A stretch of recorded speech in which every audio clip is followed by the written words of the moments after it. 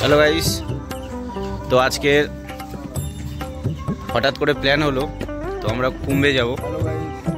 তো বেরিয়ে পড়লাম, মহাদেব ভাই আমাদের সঙ্গে যাচ্ছে। তো এখন লাগেজ সেটিং করা হচ্ছে। তো আমরা এখন এখান থেকে বেরোচ্ছি রাত 10টা বাজে, সোজা আমাদের যেখানে বাড়ি রায়দিঘি থেকে। তো এখান থেকে কলকাতা যেতে প্রায় 70 থেকে 80 কিলোমিটার, তারপর সোজা যাব। তো দেখতে থাকো। তো এখন আমরা আছি কৃষ্ণমোহন স্টেশনের আগে, এখানে রেলগেট পড়েছে, তো এখানে একটু দাঁড়িয়েছি। আমরা সবে পাটুলি ঢুকছি, তো 40 থেকে 45 মিনিট গাড়ি চলছে। তো আমরা এখন পাটুলি পৌঁছে গিয়েছি।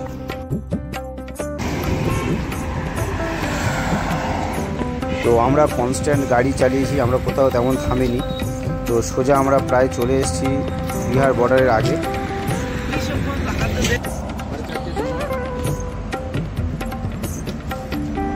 তো এখন আমরা প্রায় চলে এসেছি ধানবাদের কাছে। তো এখন 4টে বাজে, তখন দাঁড়িয়েছি টি ব্রেক।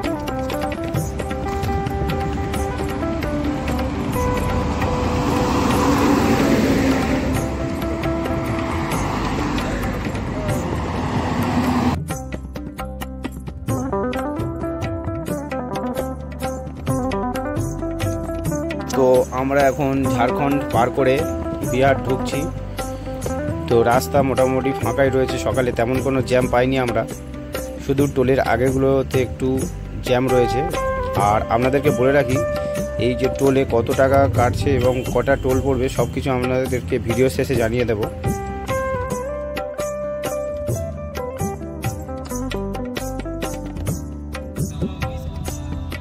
ঝাড়খণ্ডে পেট্রোলের দাম একটু কম রয়েছে আমাদের কলকাতার মতো, কিন্তু বিহারের দাম বেশি, তাই একটা পেট্রোল পাম্প থেকে একটু তেল মেরে নেওয়া হয়।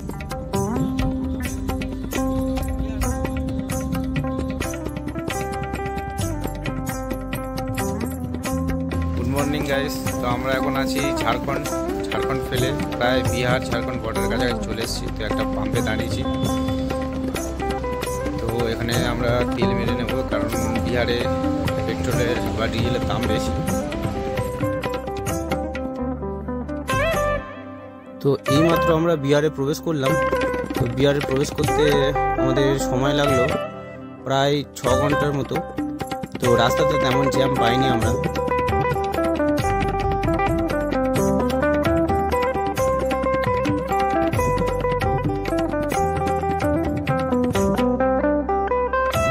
বিহারের রাস্তা মোটামুটি ভালো, তবে অনেক জায়গায় একটু গাড্ডা রয়েছে বা মানে উঁচু নিচু রয়েছে, সেগুলো আপনারা একটু দেখে চালাবেন।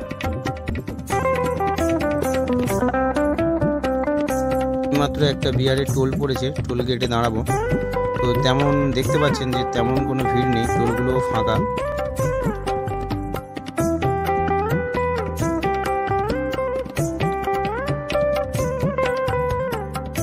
তো আপনারা যারা গাড়ি করে ডাইরেক্ট প্রয়াগরাজ যাবেন বা বারাণসী যাবেন, তারা চেষ্টা করবেন প্রত্যেকে গাড়িতে একটু জল ও খাবার রাখার, কারণ তাহলে আপনাদের সময়টা অনেক কম লাগবে এবং যাত্রাপথটা আরও তাড়াতাড়ি হবে।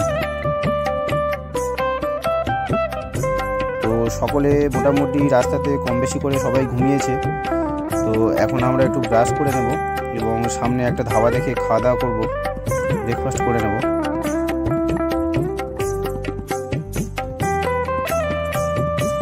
তো আমরা প্রত্যেকেই কম বেশি ঘুমিয়েছি, কিন্তু মহাদেব ভাই সারা রাত ঘুমায়নি, এখনও পর্যন্ত কনস্ট্যান্ট গাড়ি চালাচ্ছে। তবে ওকে বলেছি যদিও ঘুম পায় ও গাড়ি সাইড করে রেখে অন্তত ঘন্টা 2 ঘুমিয়ে নিতে পারে। তো বলছে না, ডাইরেক্ট প্রয়াগরাজে গিয়ে তবে ঘুমাবে।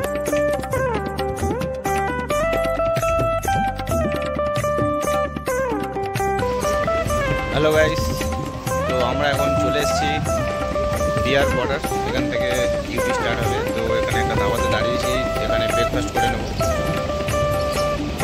এই যে একদম হাইওয়ের পাশে। সবাই একটু ফ্রেশ হয়ে নিক, কারণ সারা রাত ধরে আমরা কোথাও তেমন দাঁড়াইনি, 2-1 বার জাস্ট টি ব্রেক নিয়েছিলাম, এছাড়া কোথাও দাঁড়ানো হয়নি।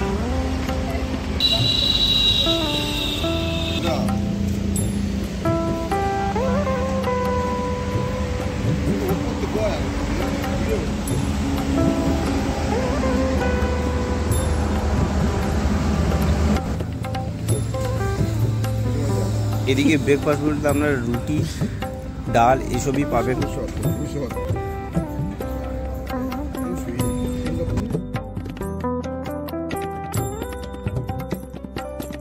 তো আরেকটি টোল পড়লো। তো এইভাবে আমরা অনেকগুলো টোল পার করেছি। তবে লাস্টে ভিডিও শেষে বলে দেবো কটের টোল এবং কত টাকা খরচ হতে পারে।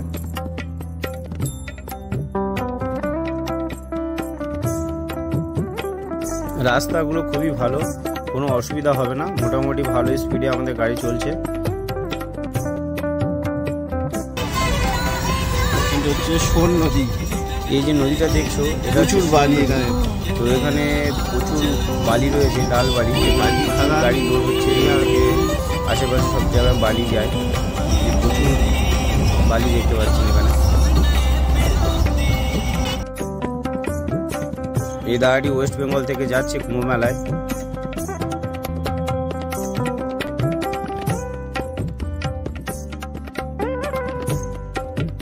আর একটি টোল বললো।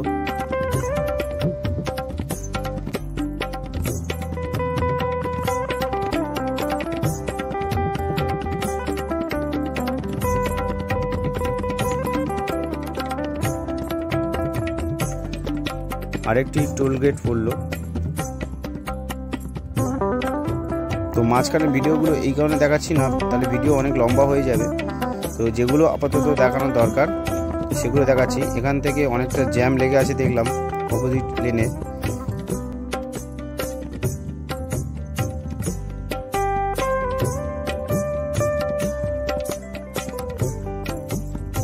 তো আমি ভিডিওতে মেন যে জংশনগুলো রয়েছে সেগুলো দেখাচ্ছি এবং রাস্তার কন্ডিশান দেখাচ্ছি। এবং যারা বর্তমানে আসছো, আমরা যেহেতু বেরিয়েছি 4 তারিখে এবং 4 তারিখ পরে থেকে এগুলো যে আপডেট যারা পাবে, রাস্তার কন্ডিশান কেমন আছে, জ্যাম কেমন আছে, সে তারাই এটা দেখে বুঝতে পারবেন যে বর্তমানে কি অবস্থা রয়েছে প্রয়াগরাজে। আর একটা জিনিস বলে দিই, যারা এই প্রয়াগরাজে আসতে চাইছেন তারা ভিড় এড়িয়ে এই যে মির্জাপুর রোডটা যাচ্ছে, এই মির্জাপুর রোড দিয়ে ওনারা বেরিয়ে যেতে পারেন। এই মান্দিকে মির্জাপুর রোড দিয়ে গেলে 100 কিলোমিটারের মতো হয়তো এক্সট্রা রাস্তা যেতে হবে, কিন্তু ভিড়টা অনেক কম পাবেন। আমরা পরেই জানতে পেরেছি, তাই আপনাদেরকে এখন জানিয়ে দিলাম ভিডিওতে। পরবর্তীকালে আপনারা যারা প্রয়াগরাজ যাবেন তারা এই মির্জাপুর রুটটা দিয়েও যেতে পারেন। এটা দিয়ে আমরা ডাইরেক্ট ওভারব্রিজ দিয়ে আড়াইল ঘাটে ডাইরেক্ট পৌঁছি। তবে আমরা যতটা এগিয়ে আসছি প্রয়াগরাজের দিকে, তখন কিন্তু একটু বেশি জ্যাম পাচ্ছি এবং মোটামুটি একটু ভিড় বাড়ছে। তবে বেলা বাড়ার সঙ্গে সঙ্গে ভিড়টা অনেকটা বাড়ছে।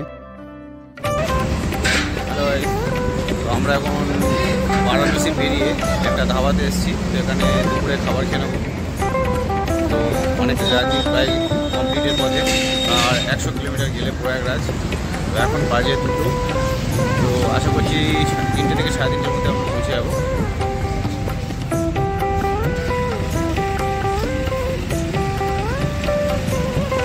রাস্তার ধারে এই ধাবাতে আমরা খাওয়া দাওয়া করছি। এখানে হচ্ছে থালি হচ্ছে 120 টাকা। তো আমরা 6 জন ছিলাম, 5টা থালি নিয়েছিলাম এবং মোটামুটি তাতেই আমাদের কমপ্লিট হয়ে গিয়েছে।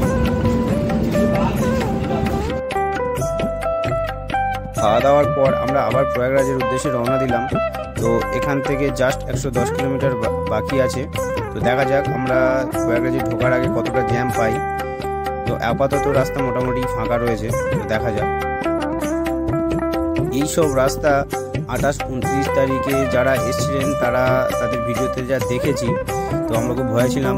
তো বর্তমানে তেমন কোনো জ্যাম নেই। তো ওই সময়টাতে প্রচুর লোক যাওয়ার জন্য এই রাস্তাগুলো পুরো ব্লক হয়ে গিয়েছিলো। তো এইসব রাস্তায় পুরো নো এন্ট্রি ছিল, বর্তমানে সম্পূর্ণ খোলা এবং ফাঁকা রয়েছে। তো আপনারা যারা আসতে চাইছেন চলে আসুন।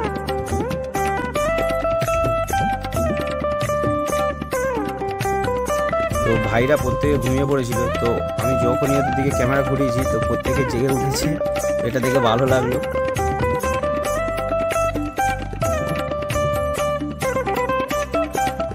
খাওয়া দাওয়ার পরে প্রত্যেকেই একটু হালকা হলেও ঘুম পায়। তবে আমাদের মহাদেব ভাইয়ের ঘুম পায়নি। তোকে বারবার জিজ্ঞেস করছিলাম যে ভাই ঘুমাবি, ও বলছিল না ঘুমাবো না, ডাইরেক্ট প্রয়াগরাজে গিয়েই ঘুমাবো।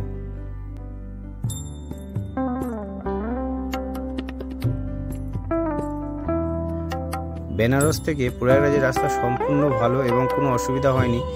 আর রাস্তা একদম পুরো মাখনের মতো ছিল। তো মোটামুটি স্পিডে আমরা যাচ্ছিলাম।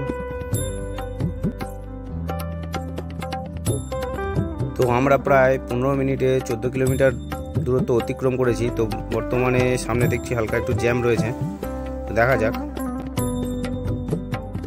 প্রয়াগরাজের আগে আরেকটি টোল পড়লো।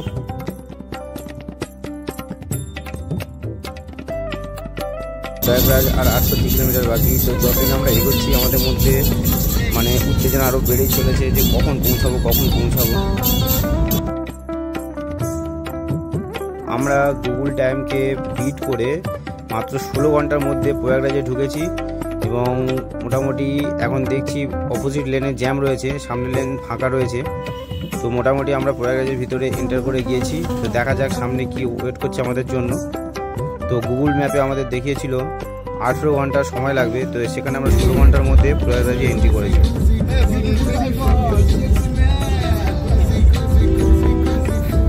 তো প্রয়াগরাজের ভিতরে প্রায় অনেকটা চলে এসেছি। এখনও মোটামুটি রাস্তা প্রায় ফাঁকা পাচ্ছি, বুঝতে পারছি না যে কোথায় থেকে জ্যামটা পাবো। সামনে দেখাচ্ছে যে জ্যাম রয়েছে।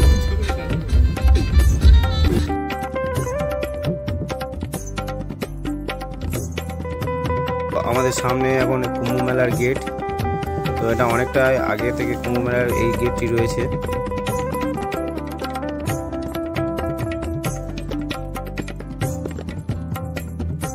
অবশেষে আমরা জ্যামে এসে পড়লাম। প্রায় 15 মিনিট হয়ে গিয়েছে দাঁড়িয়ে আছি, কোনো গাড়ি নড়ছে না, কোনো গাড়ি ছাড়ছে না। তো বুঝতে পারছি না এখন কি হবে, তো একটু ওয়েট করা যাক। অবশেষে জ্যাম ছাড়লো এবং আমাদেরকে অন্য দিক থেকে ঘুরিয়ে দিল। তো দেখা যাক এদিক থেকে মানে বুঝতে পারছি না যে কোন দিক থেকে কোথায় যাব। তো যেদিকে যাচ্ছি সেদিক থেকে পুলিশ অন্য রাস্তায় ঘুরিয়ে দিচ্ছে, ডাইভার্ট করে দিচ্ছে। তো অবশেষে আমরা একটা ভিতরের রাস্তা ধরলাম, তো এখান থেকে সঙ্গমে ওঠার জন্য। তো দেখা যাক। প্রয়াগরাজে প্রত্যেকটা মোড়ের মাথায় আপনারা এরকম পুলিশ এবং গেট দিয়ে রেখেছে এবং কখন যে আপনাকে কোন দিকে ঘুরিয়ে দেবে আপনি নিজেই কনফিউশনে পড়ে যাবেন। এই আমরা সামনে যাচ্ছি, আবার ঘুরিয়ে বলছে এদিক দিয়ে নয় ওদিক দিয়ে যাও, এদিক দিয়ে নয় ওদিক দিয়ে যাও। এইভাবে ঘুরে ঘুরে পুরো চরকির মতো গোটা প্রয়াগরাজ মনে হয় আমাদের পাক্কা হয়ে গেল।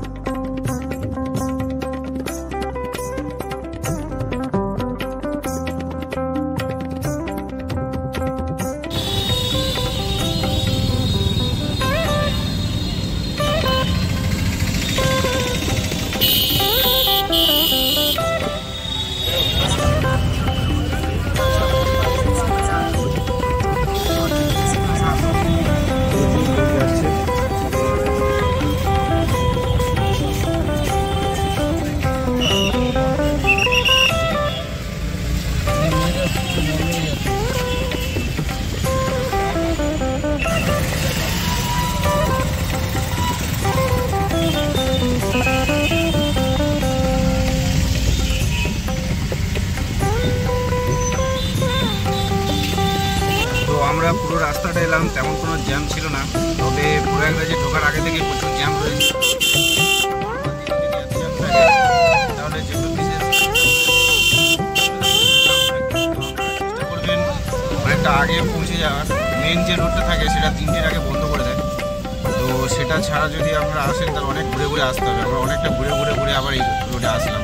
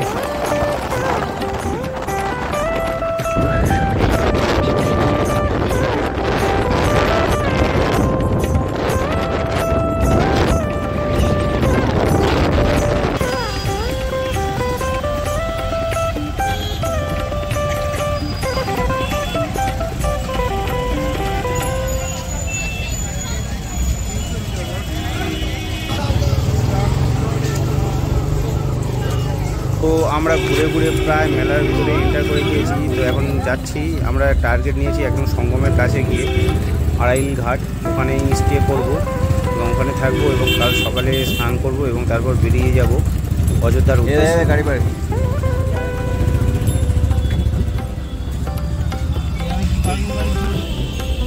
বল, কি বলতে বল। তো আমরা এখান থেকে যাচ্ছি এখন আড়াইল ঘাট। আড়াইল ঘাটে ওখানে গিয়ে দেখবো যে থাকার কোনো ব্যবস্থা আছে কি না, নাহলে আমরা সঙ্গমে স্নান করে বেরিয়ে যাব। তুই সেই রাতের ভিউ নিয়ে বলছিলি না? এই হয়ে যাচ্ছে, এই ভিউটা হয়ে যাচ্ছে না, দেখে নে এবার কোথায় খেলাটা সোজা পেলাম।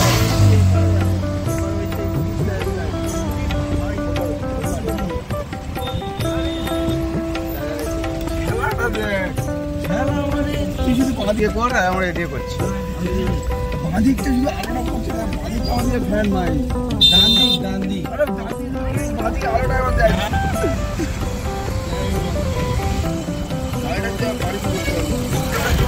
কোথায়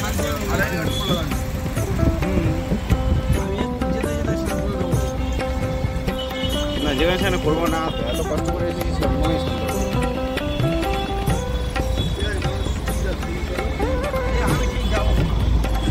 ভিডিও করতে আর বলবো না কিছু। এইবার যদি না ঢুকতে দেয় বলো স্যার, আমাদের ওখানে পানি এগিয়ে চলে হয়, তারপর যাবো বললি কোন সব করলে শুনছি।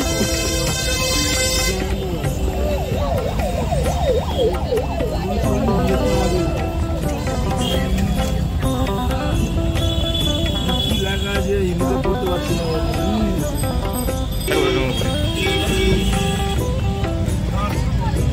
এই হচ্ছে আড়াইঘাল। এই তো সামনে একটা পার্কিং রয়েছে।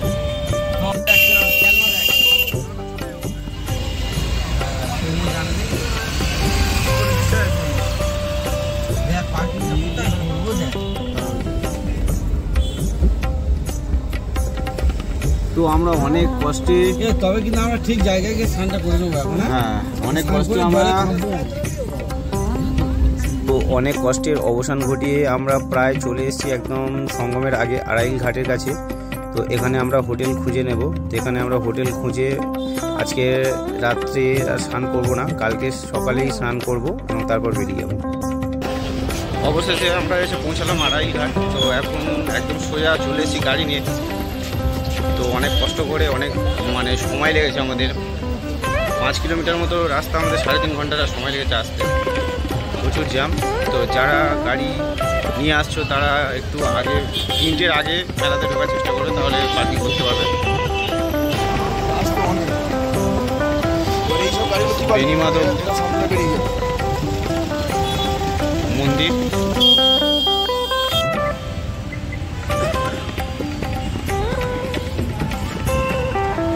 এটা হচ্ছে আড়াইল ঘাট থেকে মেলার তোলা ভিউ। ঠিক আছে, আড়াইল ঘাটের উল্টো দিকেই হচ্ছে মেলা।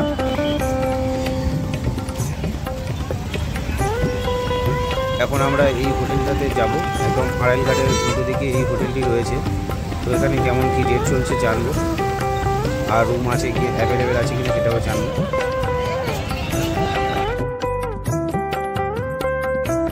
তো আমরা আড়াইল ঘাটের আগে যে হোটেলটি গিয়েছিলাম, তো সেখানে রেট অনেক বেশি বলছে। ডবল বেডের রুম প্রায় 8,000-9,000 টাকা, 10,000 টাকা করে ভাড়া বলছে। তো তেমন কোনো ফেসিলিটি নেই। তো আমরা আরেকটু হেঁটে সামনের দিকে যাচ্ছি এবং ওখানে রুম দেখবো এবং ওখান থেকে রুম সিলেক্ট করবো। তো তার আগে এখানে দেখছিলাম যে অনেক জায়গায় গাড়ি পার্কিংয়ের অপশান রয়েছে। তো আপনারা যারা ভিডিও আছেন এখানেও গাড়ি পার্কিং করার অনেক জায়গা রয়েছে, যেখানে আপনারা গাড়ি রাখতে পারেন।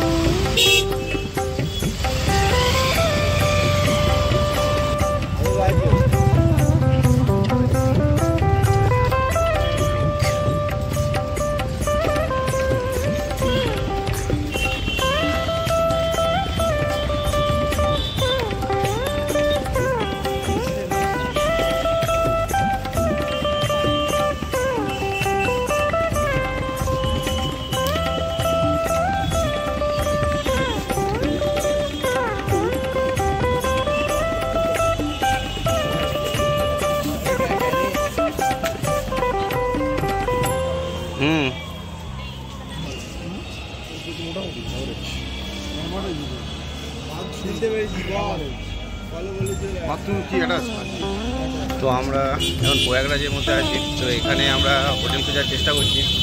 তো হোটেল দেখছি, বিভিন্ন জায়গায় বিভিন্ন রকম হোটেলের রেট। তো একটা একদম আড়াইল ঘাটের পাশে একটা হোটেল দেখেছি, মানে 2 জন থাকতে পারবে, ওরা 3 জন অ্যালাউ করবে, 5,000 টাকা করে পার মানে রুম পড়বে। তো এছাড়া আমরা দেখছি টেন্ট হাউস কী আছে সেটা দেখি তারপর। তো আমরা কামধেনু অ্যান্ড সুইটস কটেজ এখানে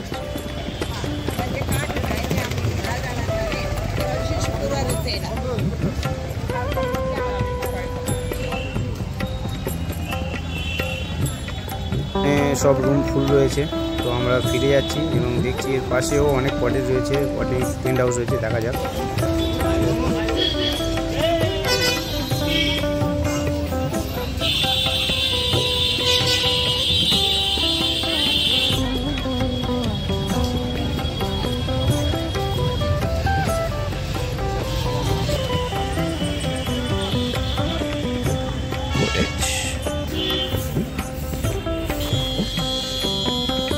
এখানে এই আড়াইল ঘাটের একদম পাশে প্রচুর কটেজ রয়েছে, 1,000 টাকা 1,500 টাকা করে পার হেড হিসাবে। তো আমরা এই রুমটা নিয়েছি, এটা পার হেড 1,000 টাকা করে পড়েছে।